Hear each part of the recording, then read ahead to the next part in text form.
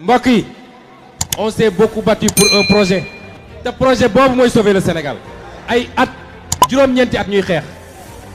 joxuñu nit xaalis. nag moom su ma ñëwee ba gàmmu yaakaar naa ne li ma war a gis lépp lenn kesel